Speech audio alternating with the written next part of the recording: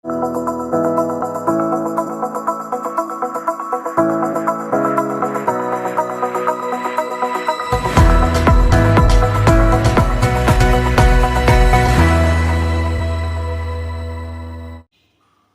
Friends, welcome to 4 Star Studios. வாங்க இன்றைக்கி அடை ரெசிபி ரொம்ப இன்ஸ்டண்ட்டாக ஈஸியாக எப்படி செய்யலான்னு பார்க்கலாம். இந்த அடை ரெசிபிக்கு நம்ம ஒரு இன்ஸ்டண்ட்டான மிக்ஸ் மாதிரி ரெடி பண்ணி வச்சுக்கிட்டா எப்போ தேவைப்பட்டாலும் ஒரு அடை 2 அடைக்கு கூட நீங்கள் மாவு எடுத்து நீங்கள் அடை ரெசிபி செய்ய முடியும். இப்போது இந்த அடை ரெசிபி செய்கிறதுக்கு 2 கிளாஸ் அளவுக்கு 2 டம்ளர் அளவுக்கு இட்லி அரிசி எடுத்து அதை ஒரு கடாயில் சேர்த்து ட்ரை ரோஸ்ட் மாதிரி லைட்டாக வறுத்துக்கோங்க. வாசனையெல்லாம் வரணும்னு அவசியம் கிடையாது. லேசாக அந்த அரிசி சூடு ஏறினா போதும். நம்ம இந்த கழுவிலாம் காய வைக்க முடியாது. அதனால் நீங்கள் இந்த மாதிரி ட்ரை ரோஸ்ட் பண்ணுறதுக்கு முன்னாடி இந்த அரிசி பருப்பு எல்லாத்தையுமே ஏதாவது தூசி இருக்கான்னு பார்த்துட்டு ஒரு நல்ல ஒரு காட்டன் கிளாத்தில் போட்டு நல்லா தூசியெல்லாம் போக நல்லா தொடச்சிட்டு அதுக்கப்புறமா இந்த மாதிரி ட்ரை ரோஸ்ட் பண்ணி நம்ம அடை மிக்ஸ் ரெடி பண்ணி வச்சுக்கலாம். இப்போ பார்த்தீங்கன்னா இந்த அரிசியை லைட்டாக ஹீட் ஆகிற மாதிரி வறுத்துக்கோங்க. ஏன்னா நமக்கு மிக்சியில் பவுட்ரு பண்ணும்போது உங்களுக்கு நல்லா பவுட்ரு ஆகி வரணும். அதுக்காக தான் நம்ம இதை வறுக்கிறோமே தவிர மற்றபடி இது கலர் மாறணும் அப்புறம் வாசனை வரணும் அப்படிங்கிற அவசியம்லாம் இல்லை. இந்த அளவுக்கு நல்லா சூடு ஏற அரிசியை வறுத்த பிறகு இதை ஒரு பிளேட்டில் கொட்டி ஆற வச்சுக்கலாம். நல்லா வெயில் அடிக்குது அப்படின்னா நீங்கள் இந்த அரிசி பருப்பெல்லாம் 1 மணி நேரம் வெயிலில் காய வச்சுட்டு கூட அதுக்கப்புறம் இந்த மாதிரி வறுத்துட்டு ரெடி பண்ணி வச்சுக்கிட்டிங்கன்னா ரொம்ப நாளைக்கு கெட்டு போகாமல் நீங்கள் ஸ்டோர் பண்ணி வச்சுக்க முடியும். இப்போ இந்த அரிசியை இந்த மாதிரி பரவலாக ஒரு பிளேட்டில் கொட்டி காய வச்சுக்கோங்க. இப்போ இதுக்கு பார்த்திங்கன்னா 1/2 டம்ளர் அளவுக்கு துவரம் பருப்பு சேர்த்து இதே மாதிரி நம்ம ட்ரை ரோஸ்ட் பண்ணிக்க போகிறோம். எல்லாமே நம்ம பவுட்ரு பண்ணுறதுக்காக தான் நம்ம இது பண்ணுறோமே தவிர அது கலர் மாறி நல்லா பொன்னிறமாக வறுக்கணும் அப்படிலாம் கிடையாது. ஓரளவுக்கு நல்லா சூடு ஏறுற வரைக்கும் வறுத்துட்டு இதுக்குள்ள அந்த பிளேட்டில் கொட்டி ஆற வச்சுக்கிட்டே வாங்க. இப்போ துவரம் பருப்பும் நல்லா இது மாதிரி வறுத்த பிறகு பிளேட்டில் எடுத்து மாற்றி வச்சுக்கலாம். அடுத்ததாக கடலைப்பருப்பு சேர்த்துக்கலாம். கடலைப்பருப்பு நான் இன்றைக்கி 1 டம்ளர் அளவுக்கு சேர்த்துருக்கேன். அடை ரெசிபிக்கு நம்ம ஒவ்வொரு தடவையும் அந்த அரிசி பருப்புலாம் எடுத்து ஊற வச்சு அரைச்சி செய்கிறதுக்கு பதிலாக இந்த மாதிரி இன்ஸ்டண்ட்டாக ஒரு மிக்ஸ் ரெடி பண்ணி வச்சுக்கிட்டிங்கன்னா ரொம்பவே ஈஸியாக இருக்கும். காலையில் உங்களுக்கு பிரேக்ஃபாஸ்ட்டுக்கு வேணுன்னா கூட ஒரு 1 மணி நேரம் நம்ம ரெடி பண்ணி வச்சுருக்கிற அந்த மிக்ஸை ஊற வச்சுட்டு நீங்கள் டக்குன்னு நினச்ச உடனே அடை ரெசிபி செய்ய முடியும். வயசானவங்களுக்குலாம் இந்த மாதிரி ப்ரிப்பேர் பண்ணி ஸ்டோர் பண்ணி வச்சுக்கிட்டா ரொம்பவே ஈஸியாக இருக்கும். அதே மாதிரி வெளியில் தங்கி படிக்கிற பசங்களுக்கும் நீங்கள் இந்த மாதிரி கொடுத்து விட்டிங்கன்னா அவங்க எப்போவுமே இட்லி தோசை அப்படி செய்யாமல் ஒரு சேஞ்சுக்கு நல்லா ஹெல்த்தியான இந்த அடை ரெசிபியும் செஞ்சு சாப்பிட முடியும். இப்போ பாசி பயிறு சேர்த்துக்கலாம். பாசி பயிறு சேர்க்கும் போது நம்மளோட அடை ரெசிபிக்கு நல்ல டேஸ்ட்டு கொடுக்கும். அதே சமயம் நல்ல ஒரு சாஃப்ட்னஸும் கொடுக்கும். உடம்புக்கு ரொம்பவே நல்லதும் கூட. நல்லா ப்ரோட்டீன் ரிச்சாக இருக்கும். அதனால் பாசி பயிறு சேர்த்து நல்லா 1 கிளாஸ் அளவுக்கு சேர்த்து அதையும் நம்ம நல்லா கலர் மாறுற வரைக்கும் வறுத்துக்கலாம். பாருங்கள், இந்த அளவுக்கு நல்லா மாறிடுச்சு கலரு. இப்போ இதையும் ஆற வச்சுக்கலாம். 1/2 டம்ளர் அளவுக்கு உளுந்து சேர்த்துக்கலாம். உளுந்தும் லேசாக நிறம் மாற நமக்கு நல்லா வறுபட்டால் போதும். இப்போது வறுத்த பொருள்கள் எல்லாத்தையுமே ஒரு பிளேட்டில் பரவலாக கொட்டி ஆற வச்சுக்கோங்க. ரொம்ப அதிகமான அளவில் செய்கிறீங்க அப்படின்னா நீங்கள் மிஷினில் கொடுத்து கூட அரைச்சிக்கலாம். நம்ம இன்றைக்கி மிக்சியில் தான் அரைச்சிக்க போகிறோம். ஏன்னா கம்மியான அளவு தான் நம்ம செய்கிறோம். இப்போ பாருங்கள், இந்த பொருள்கள்லாம் நல்லா ஆறட்டும். இந்த அடைக்கு நீங்கள் தேவையான அளவுக்கு உங்கள் காரத்துக்கு ஏற்ப காஞ்ச மிளகாய் சேர்த்துக்கோங்க. நான் இன்றைக்கி ஒரு 8லேருந்து 9 வரமிளகாய் நல்லா காரமான மிளகாய் சேர்த்துருக்கேன். அதையுமே எண்ணெயெல்லாம் சேர்க்க வேண்டாம், ட்ரை ரோஸ்ட்டாகவே பண்ணிக்கோங்க. அப்புறமா சோம்பு சேர்த்துக்கலாம். ஒரு 2 டீஸ்பூன் அளவுக்கு சோம்பும் சேர்த்து நல்லா வறுத்துட்டு இது கூட சேர்த்துக்கலாம். நீங்கள் சீரகம் சேர்ப்பீங்க அப்படின்னா அதையும் கூட சேர்த்துக்கலாம்.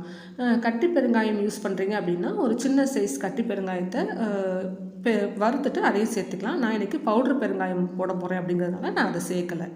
இப்போது இது எல்லாத்தையுமே சேர்த்து இந்த மாதிரி ரூம் டெம்பரேச்சருக்கு வர வரைக்கும் ஆற வச்சுடுங்க. ஆறின பிறகு நம்ம மிக்ஸி ஜாரில் கொஞ்சம் கொஞ்சமாக சேர்த்து பவுட்ரு பண்ணிக்கலாம். அளவு அதிகமாக இருந்தால் நீங்கள் மிஷினில் கூட கொடுத்து ரொம்ப நைஸ் பவுடராக இல்லாமல் ஒரு மாதிரி குறப்பாக ரவை பதத்துக்கு அரைச்சி தர சொன்னீங்கன்னா அந்த மாதிரி கூட நீங்கள் அரைச்சி ரெடி பண்ணி வச்சுக்கலாம். நம்ம மிக்சியில் அரைக்கும் போது நம்ம எவ்வளவு தான் அரைச்சாலுமே கூட ரொம்ப பவுடர் ஆகாது. நமக்கு கொஞ்சம் குறப்பாக ரவை பதத்தில் தான் இருக்கும். நமக்கு அடக்கி அப்படி இருந்தால் நல்லா தான் இருக்கும். அதனால நம்ம அதே மாதிரி அரைச்சி வச்சுக்கலாம். சலிக்கலாம் அவசியம் கிடையாது. இப்போ கொஞ்சம் கொஞ்சமாக இந்த மாதிரி மிக்ஸி ஜாரில் சேர்த்து முடிஞ்ச அளவுக்கு நல்லா நைஸாக பவுட்ரு பண்ணி கொண்டு வந்துடலாம். இப்போ பாருங்கள், நம்ம கொஞ்சம் கொஞ்சமாக அரைச்சிட்டு அதை இந்த மாதிரி ஒரு பவுலில் போட்டுக்கலாம். இந்த மாதிரி நல்ல நைஸ் பவுடராக அரைச்சிக்குங்க. பார்க்கும்போதே உங்களுக்கு தெரியும் நம்ம எவ்வளவு தூரம் மிக்சியில் அரைச்சாலும் கூட கொஞ்சம் அந்த பருப்பெல்லாம் வந்து ஒரு ரவை பதத்தில் தான் இருக்கும். அது நல்லாவே இருக்கும், கிறிஸ்பியாக இருக்கும் நம்மளுடைய அடை. அந்த மாதிரி இருந்ததுன்னா நீங்கள் அதே மாதிரி அரைச்சி ரெடி பண்ணிக்கோங்க. பாருங்கள், இந்த மாதிரி எல்லாத்தையுமே கொஞ்சம் கொஞ்சமாக சேர்த்து அரைச்சிட்டு நம்ம இந்த பவுலில் சேர்த்துட்டு காமிக்கிறேன் உங்களுக்கு.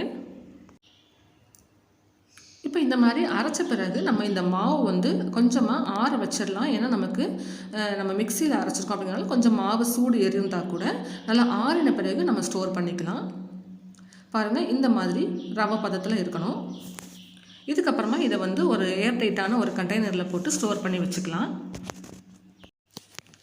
இந்த மாதிரி ஒரு மிக்ஸ் மட்டும் நீங்கள் ரெடி பண்ணி வச்சுக்கிட்டிங்கன்னா ஒரு மாதத்துலேருந்து ஒரு 3-4 மாதம் வரைக்கும் கூட இதை நீங்கள் ஸ்டோர் பண்ணி வச்சுக்கலாம்.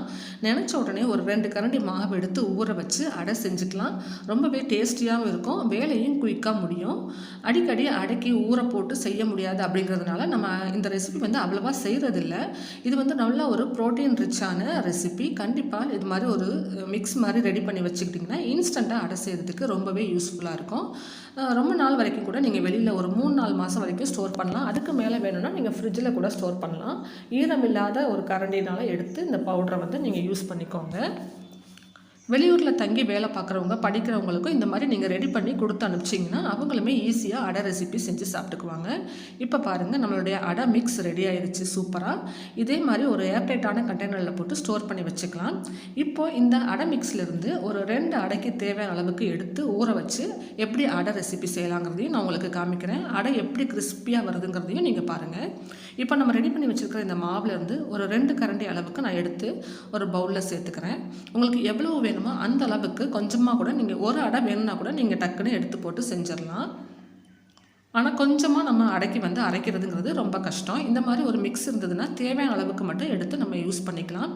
இப்போ பாருங்கள், 2 அடைக்கி நான் எடுத்து போட்டிருக்கேன் மாவு. அது நனைகிற அளவுக்கு கொஞ்சம் மூழ்கிற அளவுக்கு தண்ணி சேர்த்துக்கோங்க. தண்ணி சேர்த்துட்டு இதை வந்து நீங்கள் மிக்ஸ் பண்ணலாம் வேண்டாம், அப்படியே ஒரு மூடி போட்டு 1 மணி நேரம் ஊற வச்சுடுங்க. நீங்கள் காலையில் மற்ற சமையல்லாம் செய்கிறதுக்கு முன்னாடி இதை ஊற வச்சிட்டிங்கன்னா நீங்கள் டிஃபன் டைமுக்கு எடுத்து நீங்கள் வந்து அடை கூட நீங்கள் ரெடி பண்ணிக்கலாம். இப்போ ஒரு 1 மணி நேரத்துலேருந்து 1.25 மணி நேரம் வரைக்குமே ஊறிடுச்சு. இப்போ பாருங்கள், நம்ம ஊற வச்சுருந்தா நம்மளுடைய அந்த அடை மாவு நல்லா திக்காகி வந்திருக்கு பாருங்கள். அதே சமயம் நல்லா கொரப்பாகவும் இருக்கும் நம்மளுடைய பருப்பெல்லாம் போட்டிருக்கிறதுனால. பாருங்கள், இந்த மாதிரி நீங்கள் கலந்து பாருங்கள். ரொம்ப கெட்டியாக இருந்தால் இன்னும் கொஞ்சம் தண்ணி சேர்த்து மிக்ஸ் பண்ணிக்கோங்க. இப்போ நம்ம சேர்த்துருக்கிற தண்ணியோடைய அளவு கரெக்டாக தான் இருக்குது.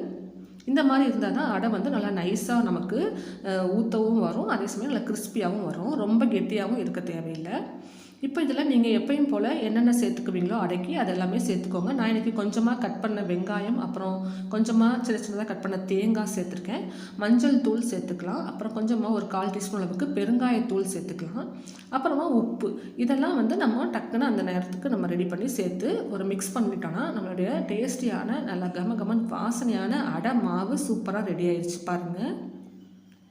இப்போ இந்த அடை மாவில் நான் உங்களுக்கு அடை தோசையும் ஊற்றி காமிக்கிறேன்.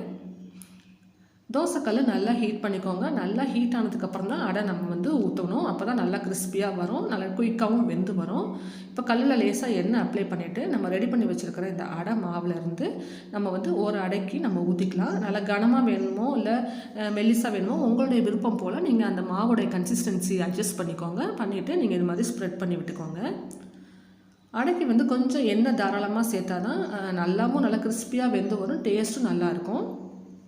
அதனால உங்களுக்கு விருப்பம் போல் நீங்கள் நல்லெண்ணெயோ இல்லை கடலெண்ணெயோ நீங்கள் எது சமையலுக்கு யூஸ் பண்ணுறீங்களோ அந்த எண்ணெயை சேர்த்துக்கோங்க. அப்புறம் அடை வந்து கிறிஸ்பியாக வரதுக்கு இன்னொரு முக்கியமான விஷயம் வந்து அடை வந்து மூடி போட்டு வேக விடாதீங்க. மூடி போட்டு வந்தீங்கன்னா அந்த ஆவியோடைய அந்த நீராவி வரும் இல்லையா, அந்த தண்ணி பட்டு அடை வந்து நல்லா சாஃப்டாக போயிடும்.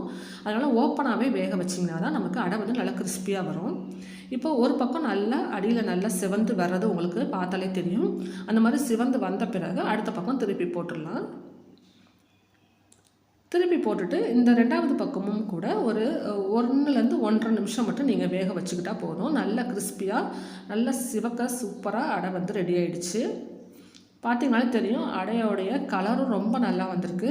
நீங்கள் அடை செய்யும் போது வீடு முழுக்க சூப்பரான வாசனையும் வரும். இந்த மாதிரி ஒரு மிக்ஸ் மட்டும் ரெடி பண்ணி வச்சுக்கோங்க. நீங்கள் நினச்ச நேரத்தில் அடை ரெசிபி செஞ்சிடலாம்.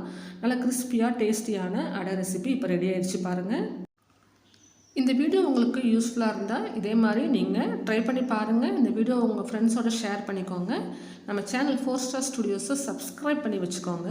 தேங்க்ஸ் ஃபார் வாட்சிங்.